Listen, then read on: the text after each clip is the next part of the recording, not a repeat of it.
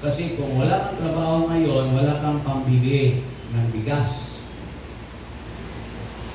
Alam nga naman, bukas ka pa magbili. After ng work. Before you go to work, dapat meron ka ng bigas. So, meron ka may saging. Kung wala kang bigas, wala may saging. So, dapat after the day, when you get your wages, you need to buy rice. But tomorrow morning, you can have that rice to cook. So yan yung sabi ng Bible, do not trust on your own strength. Trust in the Lord for the provision. God will provide. He is our Jehovah Jireh. My provider. Pero minsan, nakalimutan natin, mag-pray sa Panginoon as if na yung araw-araw, pari-pariyurang. Yes, ito yan. Sabi ng Bible, morning and evening will just continue before Jesus comes again.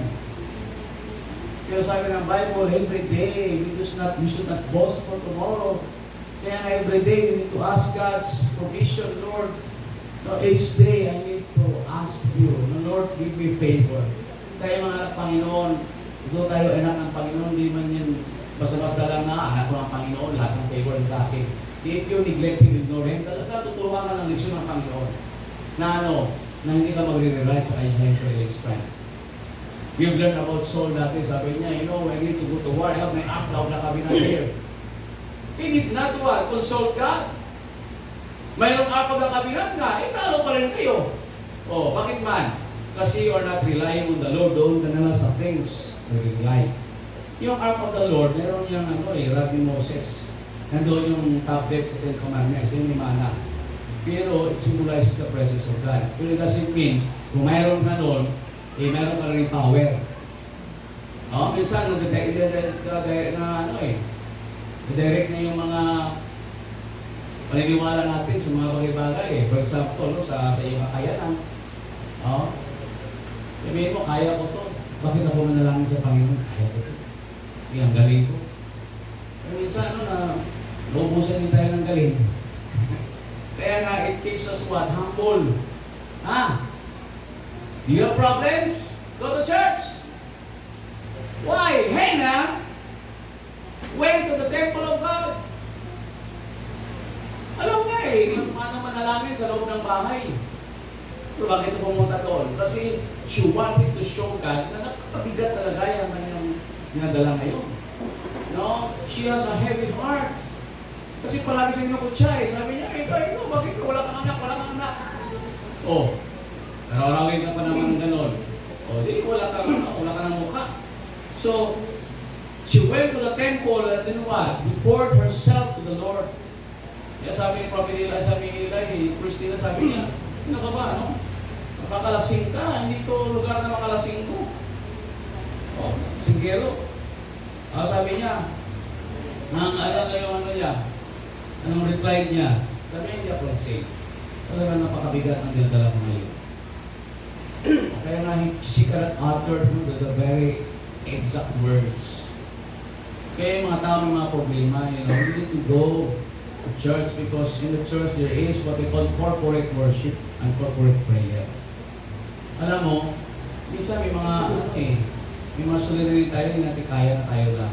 Kaya nag-help tayo na nagpa-pray-request tayo. Please pray. This morning lang, I just read in the two messengers na nagpa-pray sila. Dito kasamahan sa church yung let exam. Yung anak niya, coming letter, sensors, teachers. Yung isa naman, pa-pray siya kasi yung anak niya may sakit. Uso ngayon ng dengue, di ba? Pag yung anak mo is just under, napakahirap kasi pag magkasakit yan, walang idea, hindi mo na magsalita hindi mo saan sakit. So, helps ng pray. In the Bible, when Peter was in prison, the church prayed during the time na nagpipray yung church kay Peter. You know what happened? The earth shook. So doon, dahil sa lindol na yun, inakalabas si Peter. Now there was a lad or a young lady, and she recognized the voice of Peter. Sabi niya, si Peter man ito. Bumalik siya sa church, sabi niya, si Peter nakalabas. Hindi makapaniwala yung congregation kasi ngayon lang nagdasal sila, tapos sagutin agad ang Panginoon. Binibirify nila, tingnan nila, sabi, totoo nga, si Peter. Oh. Ano ibig sabihin niya? Na tayo ay mga anak ng Panginoon, when we pray together, God will hear us. There is power in prayer. Amen? Amen. Pag marami ang nanalangin, mas mayroong na ngayon power. Kasi ang dami natin nanalangin eh. We are asking God's favor. So God will provide. Oh, ikaw ba nahihirapan ngayon? Marami bang sularin sa buhay? Why not? Ask your brethren to pray with you. You know, may mom, kahit saan yan, kung papanalangin yan, papapray talaga yan, kasi saan siya nananiwala sa power of prayer. So, kailangan natin, no, kayong mga anak ng Panginoon, we must trust His provision each day. Kasi iba-iba yung mga pangyayari. Hindi natin alam, hindi natin control. So, when we go to church, though it seems na walang masamang nangyari sa ating buhay, then we need to still go to church kahit patikman. We need to proclaim His goodness. Alam niyo ba na kapag ang Panginoon ay nagiging powerful sa buhay niyo, nagiging testimony niyo yun. Yung mga tagapagilig naman, nag-bless sila. Kaya ikaw, ang saya-saya mo, meron ka parang answered prayer, hindi mo yung pinahagi sa iba. Kasi hindi mo alam nung sa church, merong, heartbroken, merong mga na-burn out, o merong inaasa pa yun, ang tagal pa binigay, hindi ko ma-heard nila yung testimony mo. Merong encouragement silang magtanggap. You see? So every day, we need to ask God's provision. Okay na, yes, fixing income mo. Bakit ba? Wala ba deduction yung income mo? If you're an employed person, may deduction yan, kapatid. Kaibigan, hindi pwede yan na pag-fix talaga yan. Which means, you need to ask God, kung wala ka namang problema, you need to ask God in advance. Na Panginoon, God bless my entire week. Mayroon bang 3 araw, bagong Sunday. You know why it is being placed in the middle? Yung tawag yung midweek prayer meeting. Kasi in the middle of the week, nalulupa tayo, nangihina tayo. Kaya pumunta sa church kasi we need naman yung encouragement. Kailangan ma-recharge naman tayo ng Word of God. Kailangan magkasama naman tayo mga kapatiran. Kasi doon makikita natin yung sa kanilang mga mukha. May magalap, may sigla. Kasi God is been so good to them. Kasi we need God's guidance. And also prayer from our brethren. So every day, nakikita ng Panginoon dito. Nag-please ako sa kanya. Kung remember si Jesus Christ when He was baptized, this is my beloved Son in whom I am well pleased. You know, having an audience of one, napakaganda yun. Yung audience natin isa lang, sino? Si Jesus. Hanggang natin yung audience of one. Kaya you are not what? Getting your what? Your strength from the others. Alam niyo saan natin mahugot? Sa Panginoon. Di ba magkasakit tayo, sino yung kasama natin? Ang Panginoon lang. In the middle of the night or early in the morning, kahit na yung spouse natin, wala yung may tutulong, tulog na tulog yun, hindi na tulog, alam mo pagod. Kaya ang Panginoon, isipin natin, what God wants me to do, what is His will in my life. Hindi tayo mahihiya, manghingi kung tayo naman ay napaka-obedient sa Kanya. Yung mahirap yung gabit-pahita lang tayo, para God will not be fooled. God is not mocked. Kung natin lukuhin ng Panginoon, hindi natin malulukoy. Yung amo niya, kaya niya lang bitiyan-bitiyan, kung di may bitrik, kaya niya lukuhin kaya niya magsinungaling. Hindi yung mga kastahan niya pa rin mga sinungaling Sa Panginoon, do not lie. Kasi ang Panginoon, the Lord, sabi niya, searches your minds and hearts. Alam ko, napapasa ka lahat, kahit na yung mga, buhok nyo, alam ko, bilang ko yung lahat. Bilang ng Panginoon, walang nangyayari sa buhay nyo na hindi ko alam. Kasi Diyos siya Diyos siya. So, it is really an encouragement to all of us that we need to trust His provision. Nahihirapan na naman sa buhay. Diba, with the inflation, ang dami mamahala na yung mga mabilihin, yung sahod natin, the same pa rin. Diba? So not only ask us regarding sa mga needs mo, just ask us wisdom first. Lord, bigyan mo ko ng talino, Panginoon, na alaman, na sana naman sa aking mga choices, sa decision ko, pamunahan mo ako, Panginoon, tulungan mo, gawin po.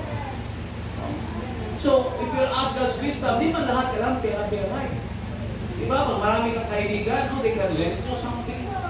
Kailan mo ng aming tulong, kasi medyo pera ka mo ngayon, hindi mo nabili, short ako ngayon, sige. O minsan, bibigay sila ng time sa iyo. Diba?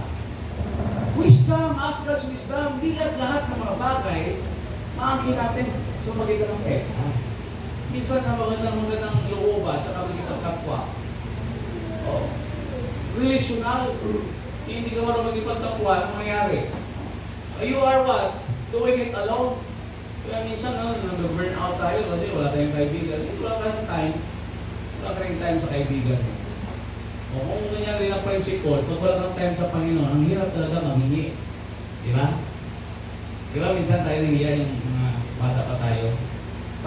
Hindi. Nakakaya. Kasi we are not obedient. We are not pleasing Him. Kasi we still our Heavenly Father. And sometimes, it's hard for us to pray. Kasi nahihiya tayo. We are ashamed. Pero, di ba, yung mga amo natin, no? Yung mga boss natin dito sa lupa. Pag tayo naman ay may magandang pag-ikaw sa kanila, no? Masunurin tayo, ginagawa talaga natin yung mga functions natin, mga duties and responsibilities natin, kahit na hindi sila tingin. Then we are what? We are getting the favor. Same is true with God. We're getting His favor. Kaya pag manghingi tayo, we are not ashamed. Hindi tayo shy. Kaya lalo kang mahirapan, kapatid, kung anak ng Panginoon, kung ikaw'y lumalayo sa Kanya, lalo kang mahirapan natin. Because yun ang sabi ng Biblia. At saka huwag natin isipin ng Panginoon pang-utusan. We must show Him respect because He is God. Kaya nga sa atin, sa work natin, we must give respect sa mga tao na merong katungkulan. Kung sa church naman, meron tayong leaders. We must give respect. Kahit saan, yung Father natin must show respect. Pag mayroon tayong mga bosses na parang friendly treatment sa atin, huwag natin abusuhin. Especially sa maraming tao. You must show respect. Sa father natin, I remember my brother, kasi yung father namin is napaka-close sa amin. What intimacy? When we were children, when we were in adolescence, he's treating us, talaga, disciplinarian siya. Pero yung high school namin at college, iba na kasi he's treating us friends. Para makapag-open up kami ba, may problema kami, hindi kami mahiya. Kasi isang kong kapatid, pumunta sila din ng school, natawag kasi ng Sarge. Sarge! Hindi niya alam pala, doon sa public na pala, Sarge! Sabi nila, dumagin na ganyan,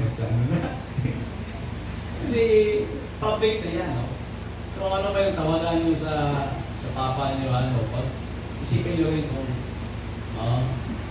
it brings honor ba or shame. So sa atin din sa Panginoon, maraming mga bagay na talagang nakarelate tayo when it comes to spiritual sense also, spirituality. Ano yung mga common sense sa mga araw-araw natin na ginagawa o gawain? It's just true also to God. Kaya na napakadali, hinga ng tulong ng Panginoon. Ang dali rin maghinga ng patawad. We ask God forgiveness. This will lead us to the fourth one. Each day, this is the last.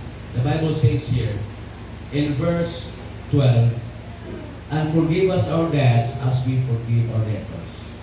So every day, we are offering Him praise. Every day, on a daily basis, seeking His will.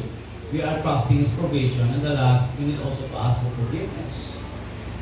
Forgiveness for our sins. Kasi nakasala din tayo. At ipatawad mo sa amin ang aming mga utang. Gaya naman namin kapatawad sa mga may utang sa amin. At huwag mo kami ihatid sa tukso.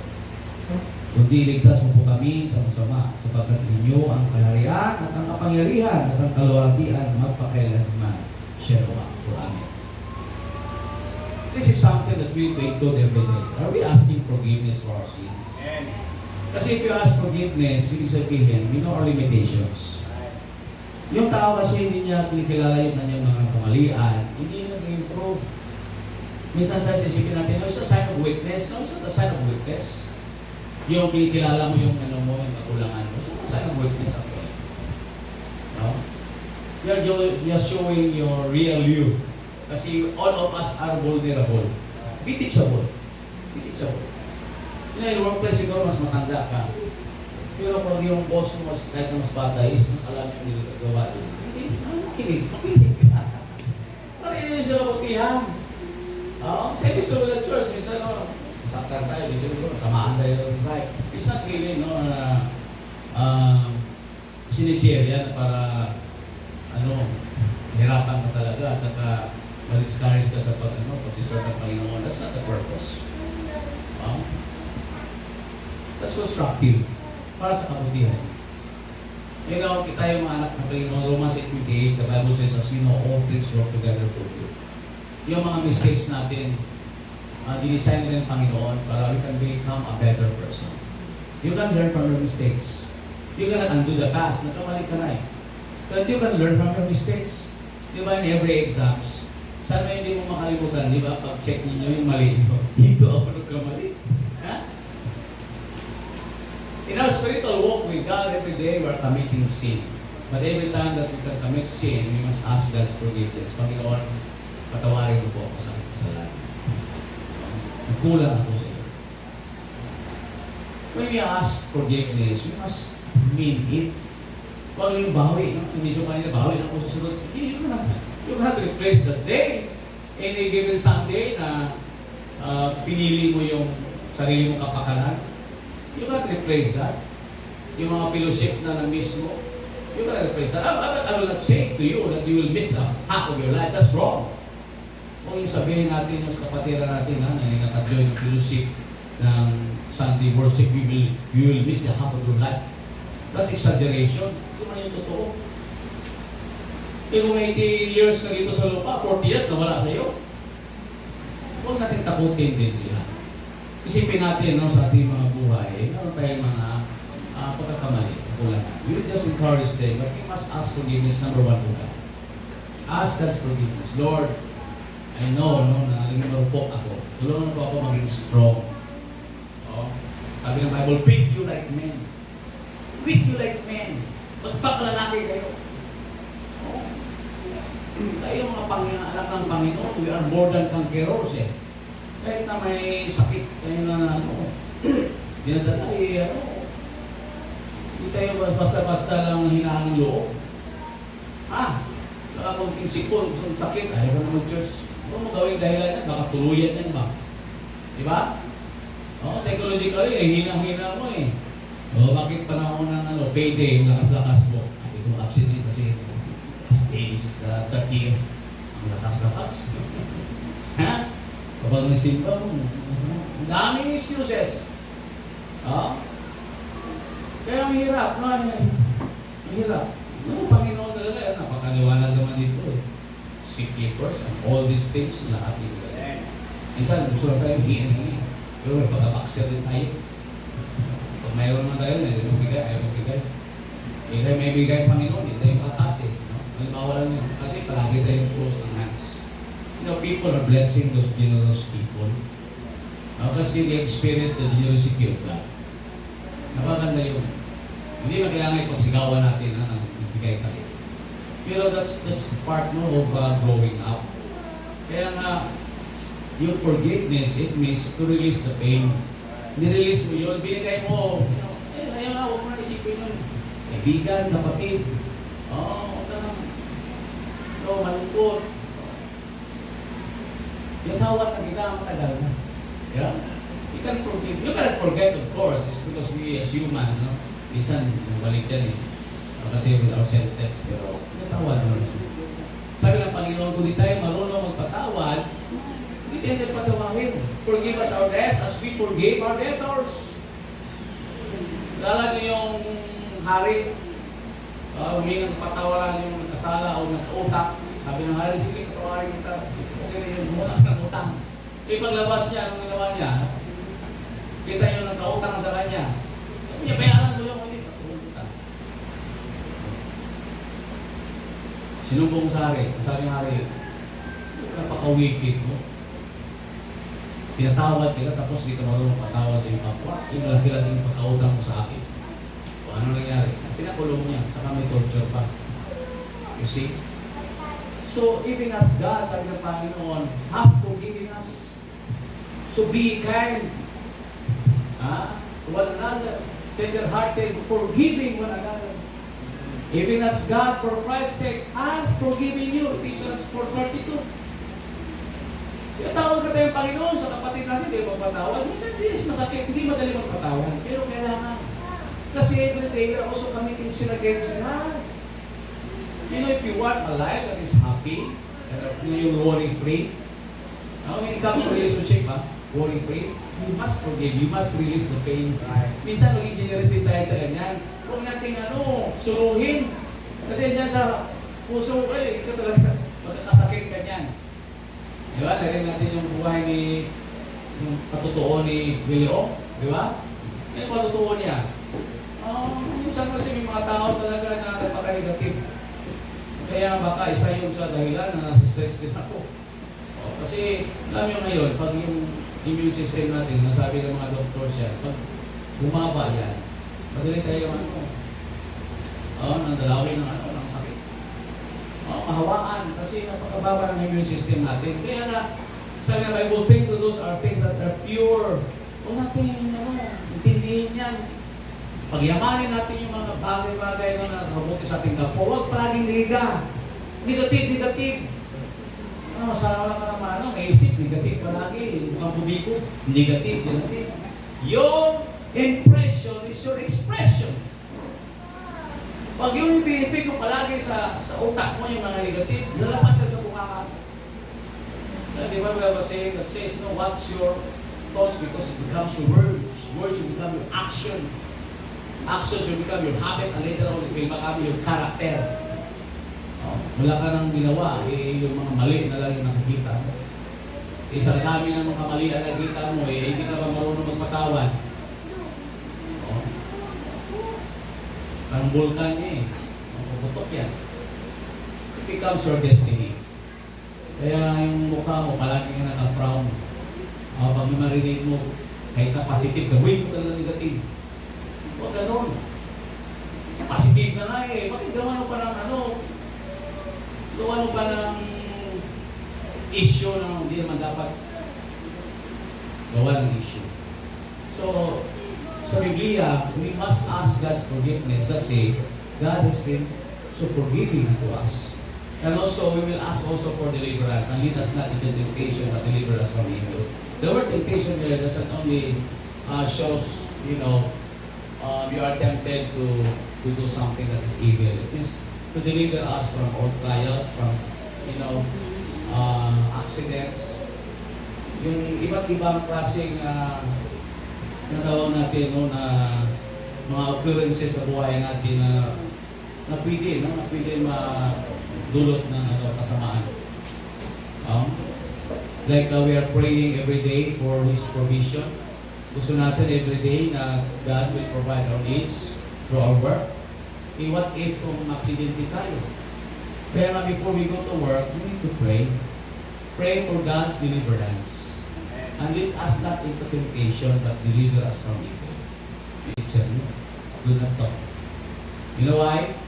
Because we need to ask God's mercy and favor. That while we are studying here, that the Lord will protect your parents, your guardians. That the Lord will provide your needs, bless their incomes, so that we can sustain our education. Diba? Hindi ka rin makapag-focus kung nagkasakit yung parents mo. Paano ka makapag-aral? Wala ka pang bayad. Kaya napakahalaga yung prayer. Hindi wala kang control sa mga anak mo. Wala kang control. nangyayari sa properties mo. That's why we need to ask God's deliverance. Lord, please protect our properties. Protect my family. So that I can control. At the end of the day, we can gather together na healthy, na safe and sound kami lahat. Di ba magaganda yun? Kaya this is the prayer that God wants us to have. Don't just, ignore and just, andiyan naman ang Panginoon. Palagi ako binabantayan yan. Kaya may mga aksidente, hindi natin i-control, di ba? Paglabas ko lang. Kaya nga everyday, you can say, Lord, thank you so much. Buti na lang, nakapagdalangin ako. Tagasal ko kanina. Iba talaga yung mag-pray ka everyday. Kasi kung hindi ka mag-pray, mahirap. Yes, Lord, forgive us our sins. As forgive us that lead us into temptation. We should not indulge into that temptation. Deliver us from all evil. First, protect us all. Diba? Kahit na anong laki ng sahod mo, ng income mo, ang dami naman nangyari sa'yo. Nakasakit, may aksidente, may nabasa, gano'n. Dami mong bayaran. So, ang sakit pa, kung sa club, wala ka pang sa Panginoon. Yung close na relationship, wala kang kasal-kasal. Inuna ko pa yung school mo, I tell you, kahit anong talino mo, kung walang Panginoon, talagang hindi kayo i-bless ng Panginoon. No, you students, dami niya mga excuses. Wisdom comes from above, I tell you. Wisdom comes from above. Yung mga workers, kung isipin nyo na iba ang favor ng Panginoon. Kahit na ano pang sabihin mo, napakagaling mo. Pag wala ang favor ng Panginoon, talagang mahirap na. Heavy hand of the Lord is upon you. Read God's word. Basahin niyo. Sabi ng Panginoon, iba talaga. But if you will obey God, the good hand of the Lord is upon you.